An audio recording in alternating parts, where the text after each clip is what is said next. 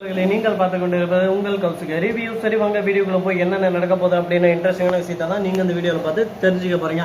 அதுக்கு முன்னாடி உங்களுக்கு இன்னொரு இன்ட்ரெஸ்டிங்கான விஷயம் சொல்ல போறீங்க. அது என்னடா அப்படின்னு சொல்லிட்டு பார்த்தீங்கன்னா, நம்ம அதாவது செவிலியர் இருக்காங்களோ அவங்க என்ன பண்றாங்க அப்படின்னு சொல்லிட்டு பார்த்தீங்கன்னா, நம்ம வெண்பா தப்பிச்சு ஓடலான்னு சொல்லிட்டு பார்க்குறாங்க. அந்த சமயத்தில் பின்னாடி அந்த ரவுடியை ஒரு பக்கம் துரத்தின்னு வராங்க. அந்த சமயத்தில் தான் செவிலியர் பார்த்துறாங்க. வெண்பாவை ஒரு பக்கம் கீழே விழுந்துறாங்க. வெண்பாவை தூக்கின்னு அந்த ஹாஸ்பிட்டலை விட்டு வெளியே ஓட பார்க்குறாங்க. ஏன்னா அங்கே இருக்கிற டாக்டரும் இதனால் தான் அந்த குழந்தைக்கு வந்து லைட்டாக மனநிலை பாதிக்கப்பட்டு இருக்கு. அதனால அந்த குழந்தைய இன்னும் கொஞ்சம் ரெக்கவர் பண்ணோம், அவங்க பேரண்ட்ஸே யாருன்னு அவங்களுக்கு தெரியல அப்படி இப்படின்னு சொல்லிட்டு புரோடா அடிக்க ஆரம்பிச்சிடறாரு அந்த மருத்துவர். உடனே அந்த செவிலியரை ஃபர்ஸ்ட் பிடிங்க, அந்த குழந்தைய எதனா பண்ற போறாங்க அப்படின்னு சொல்லிட்டு அந்த இடத்துல ஒரு கேவலமான ஒரு பிரதிபலிப்பை உருவாக்குறாங்க அந்த நர்ஸ் மேலே. அதனால அந்த நர்ஸ் என்ன பண்ணுறா, பரவாயில்ல என்னை பற்றி என்ன வேணாலும் பேசிக்கிட்டு எதனா பேசிக்கிட்டு அதை பற்றி எனக்கு கவலை இல்லை. என்னை பொறுத்த வரைக்கும் நான் என் கொள்கையில் உறுதியாக இருப்பேன், எப்படியாவது அவளை நான் காப்பாற்றுவேன், அவளை காப்பாற்றுறதுக்கு எந்த எல்லைக்கும் போவேன் அப்படின்னு சொல்லிட்டு ஒரு முடிவாக இருக்காங்க.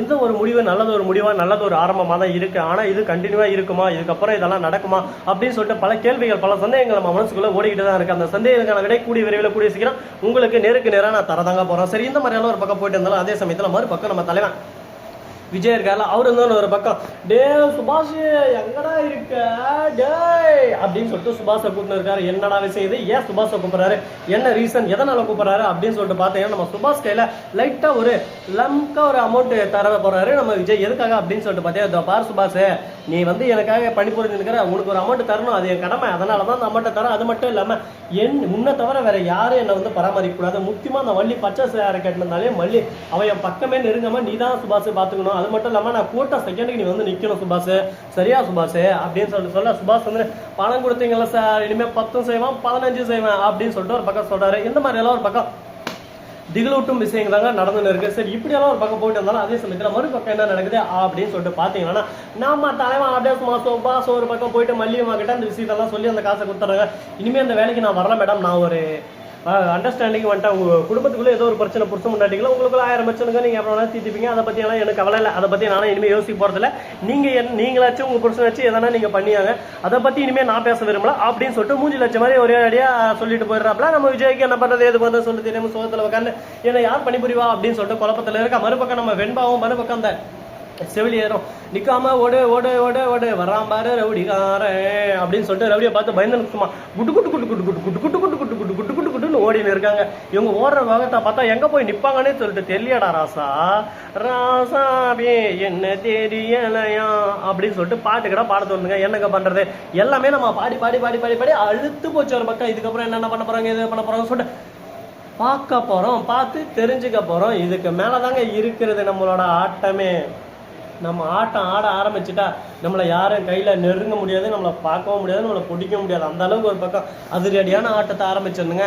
இப்போ நெக்ஸ்ட் அடுத்தபடியா என்ன பண்ண போறோம் அப்படின்னு சொல்லிட்டு பார்த்தீங்கன்னா, நம்ம வெண்பா குட்டி இருக்காங்கல்ல, அவங்க என்ன பண்ணாங்க அப்படின்னு சொல்லிட்டு பார்த்தீங்கன்னா, போயிட்டு ஒரு இடத்துல அதாவது டஸ்ட்பின் இருக்கல அது பக்கம் ஒளிஞ்சிக்கிறாங்க. இங்கே ஒளிஞ்சிக்கன்னு சொல்லிட்டு அந்த செவிலியர் மட்டும் தனியாக அந்த சிவப்பு நேர ஆடையை மட்டும் மேலே போட்டுன்னு ஓடுறாங்க. அந்த குழந்தை தூக்கி ஓடுறாங்கன்னு சொல்லிட்டு எல்லாரும் அங்கே ஓடிடுறாங்க. நம்ம வெண்பா அங்கேயே ஒளிஞ்சிட்டு இருக்காங்க, யாரானா வருவாங்களா, காத்திருந்து காத்திருந்து காலங்கள் போனதடி அப்படின்னு சொல்லிட்டு இருக்கிறபோது திடீர்னு அந்த இடத்துக்கு நம்ம தீபிகா அந்த பக்கம் நடந்து போறாங்க. தீபிகா மேடம் அப்படின்னு சொல்லிட்டு குடு குடுன்னு வராங்க. அந்த ரவுடி வந்து தூக்க பார்க்குறாங்க. உடனே தீபிகா பார்க்கணுமே கையில் ஒரு கட்டை எடுத்து உருட்டு கட்ட மண்டையா விட்றா அப்படின்னு சொல்லிட்டு அவன் மண்டையை பார்த்து ஒரே இடம் அவன் கீழே வந்துடுறான். உடனே வெண்பா தூக்கிக்கிட்டு என்னாச்சு ஏதாச்சு அப்படின்னு சொல்லிட்டு கேட்க நடந்ததெல்லாம் சொல்லியாச்சு. இதுக்கப்புறம் காப்பாத்துறதும் காப்பாற்றாம இருக்கிறதும் நம்ம கையில இல்லை, ஸ்ரீனிவாசா கோவிந்தா அப்படின்ற மாதிரி தான் ஒரு பக்கம் எல்லாமே நல்லபடியாக நடந்துன்னு இருக்கு. இதுக்கப்புறம் எந்த ஒரு பிரச்சனையும் இருக்காது, எல்லாமே நல்லபடியாக நடந்து முடிஞ்சிடும் அப்படின்னு சொல்லிட்டு ஒரு நம்பிக்கையில் இருக்கும். நம்பிக்கை தானே எல்லாம், நம்பிக்கை தானே நம்ம வாழ்க்கை அப்படின்னு சொல்லிட்டு நாமளும் ஒரு பக்கம் நம்பிக்கையோட போகணுங்க. ஏன்னா அப்பதான் எல்லாமே சிறப்பாக நடக்கும். நம்ம தீபிகா அந்த இடத்துல எப்படியோ வெண்பாவை காப்பாற்றிட்டாங்க அப்படின்றது சந்தோஷமாக கூட ஐஸும் வந்திருக்காங்க. ஐஸ் வந்து வெண்பா அப்படின்னு சொல்லிட்டு கட்டி குடிச்சிடறாங்க. உன்னை பார்க்காம ரொம்ப நாள் தவிச்சு போயிட்டேன், என்னை மன்னிச்சிட்டு வெண்பா, எங்கள் அம்மா எல்லாமே எனக்கு சொல்லி புரிய வச்சுட்டாங்க, நான் பண்ணது தப்பு தான், டீனால் சுட்டப்புன்னு ஒரே திருக்குறள் சொன்னால் நல்லா இருக்கும். நன்றி வித்தாக நல்லவளுக்கும் தீயவளுக்கும் என்றும் இடுமை தரும். நீ சொன்ன எல்லாமே நான் வந்து எப்போவுமே புரிஞ்சுக்கல, ஆனால் நான் கெட்டவளாக இருந்த மாத்தியா அப்போ தான் என்னோட ஒழுக்கம் என்ன, நான் எப்படி இருந்தேன், என்ன கேரக்டர் என்ன அப்படின்னு சொல்லிட்டு எல்லாத்தையும் நான் ரியலைஸ் பண்ணேன். எங்கள் அம்மாவும் சொல்லி எனக்கு புரிய வச்சிட்டாங்க, அவங்களால தான் நான் கெட்டவளாகவே மாறுறேன். இப்போ எல்லாத்தையும் புரிஞ்சுக்கிட்டு நான் திருந்திட்டேன், இதுக்கு மேலே அந்த மாதிரி மாற மாட்டேன், என்னை மன்னிச்சிரு மன்னிச்சிரு மன்னிச்சிரு மன்னிச்சிருன்னு சொல்லிட்டு பல டைம் மன்னிப்பு கேட்குறேன். அந்த மன்னிப்பு கேட்கறத பார்த்து நமக்கு ஒரு பக்கம் ஆச்சரியமாகவும் இருக்குது, வியப்பாகவும் இருக்குது, வியந்த தருணம் அப்படின்ற மாதிரி ஒரு பக்கம் ரொம்ப மகிழ்ச்சியாக இருக்குங்க, மனசுக்குள்ள ஆறுதலாகவும் இருக்குது. சரி, இதெல்லாம் ஒரு பக்கம் இருக்குதுன்னு சொல்லிட்டு விட்டாலும் அதே சமயத்தில் மறுபக்கம் என்ன நடக்குது அப்படின்னு சொல்லிட்டு பார்த்தீங்கன்னா, நம்ம அதாவது தீபிகா இருக்காங்களா அவங்க என்ன பண்றாங்க அப்படின்னு சொல்லிட்டு பார்த்தீங்கன்னா டேரக்டா நம்ம விஜய் கிட்ட அழைச்சிட்டு போயிட்டு இருக்காங்க, மல்லிகிட்டையும் அழைச்சிட்டு போயிட்டு இருக்காங்க. சர்ப்ரைஸ் அப்படின்னு சொல்லிட்டு அவங்க வீட்டு முன்னாடி போய் சொல்லலாம்னு சொல்லிட்டு இருக்காங்க. எதனால அப்படின்னு சொல்லிட்டு பார்த்தீங்கன்னா நம்ம தீபிகா பொறுத்த வரைக்கும் தான் பண்ண தப்ப திருத்திக்கணும் அப்படின்னு சொல்லிட்டு நினைச்சாங்க. அதுக்கான நேரம், அதுக்கான காலம், அதுக்கான தருணம் வந்தாச்சு. இதுக்கப்புறம் திருத்திக்காம இருந்தா நல்லா இருக்குமா? திருத்தி ஆவானோ அப்படின்னு சொல்லிட்டு அந்த இடத்துக்கு போயின்னு இருக்காங்க. கூடவே பின்னாடி நம்ம தீபக் வந்துன்னு இருக்காரு. தீபக்கே நான் எங்க போனாலும் வருவியடியான்னு சொல்லும் அப்படின்னு சொல்லிட்டு கேட்க, உன்னை விட்டு எங்கடி போனேன் அப்படின்னு சொல்லிட்டு பின்னாடியே ஒரு பக்கம் வராரு. நீ எங்க போனாலும் அவன் பின்னாடியே வருவேன்னு சொல்லிட்டு இது ஒரு பக்கம் சந்தோஷமா தான் இருக்கு. பரவாயில்ல, ரெண்டு பேரும் சேர்ந்து ஒரு புது வாழ்க்கை, புது அனுபவம் எல்லாம் பிறக்க போது. இதுக்கப்புறம் நம்ம வாழ்க்கையில எந்த ஒரு கஷ்டமே இருக்க போறதுல ஆனந்தம் ஆனந்தம் பாடும் மனமாசை ஊஞ்சலில் ஆடும் அந்த மாதிரி சந்தோஷமா தான் இருக்க போது. இந்த சந்தோஷம் நீடிக்குமா நீடிக்காதான், என்னென்ன பண்ண போறாங்க, இது பண்ண போறாங்கன்னு சொல்லிட்டு பொறுத்து வந்து பார்க்கலாம். சரி, இந்த மாதிரி அந்த மாதிரி எல்லாம் ஒரு பக்கம் பிரச்சனை இருக்க, மறுபக்கம் என்ன நடக்க போகுது அப்படின்னு சொல்லிட்டு பார்த்தீங்கன்னா நம்ம தலைவர் யாரா அப்படின்னு சொல்லிட்டு பார்த்தியா, வேற யாரு, விஜய் தாங்க. என்ன பண்றாரு அப்படின்னு சொல்லிட்டு பார்த்தீங்கன்னா வெண்பா வந்தது, வெண்பா கண்டுபிடிச்சுன்னு தீபிகாவுக்கு நன்றி சொல்ல ஆரம்பிக்கிறாரு.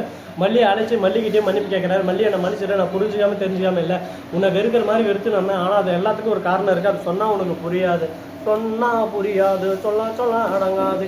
இந்த வீடியோ பிடிச்சிருந்தா லைக் பண்ணுங்க, கமெண்ட் பண்ணுங்க, ஷேர் பண்ணுங்க, டிண்டிங் மேலே தட்டி விட்டு போங்க. அப்பதான் நான் போறேன் அடுத்த வீடியோ உங்களுக்கு கூட நோட்டிஃபிகேஷன் வந்து கொண்டே இருக்கும். மிக்க நன்றி, தேங்க்ஸ் ஃபார் வாட்சிங், டாடா, சி யூ, நன்றி, வணக்கம், வந்தனம், வருக தருக.